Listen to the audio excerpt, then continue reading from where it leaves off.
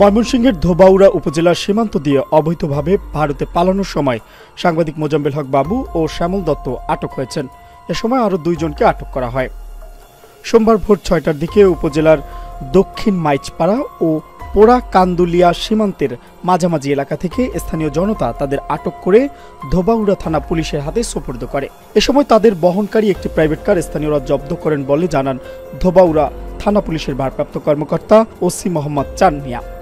আটককৃতরা হলেন ৭১ টেলিভিশনের সাবেক ব্যবস্থাপনা পরিচালক মোজাম্মেল হক বাবু, দৈনিক ভোরের কাগজ পত্রিকার সম্পাদক শ্যামল দত্ত, ৭১ টেলিভিশনের সিনিয়র রিপোর্টার মাহবুবুর রহমান এবং ড্রাইভার সেলিম। ময়মনসিংহের পুলিশ সুপার মোহাম্মদ আজিজুল ইসলাম বলেন, বর্তমানে আটককৃতরা পুলিশ হেফাজতে আছে। তাদের বিরুদ্ধে মামলা রয়েছে। সংশ্লিষ্ট মামলায় তাদের বিরুদ্ধে প্রয়োজনীয় ব্যবস্থা গ্রহণ করা হবে। Mohammad Shafiqul Islam, Asian television.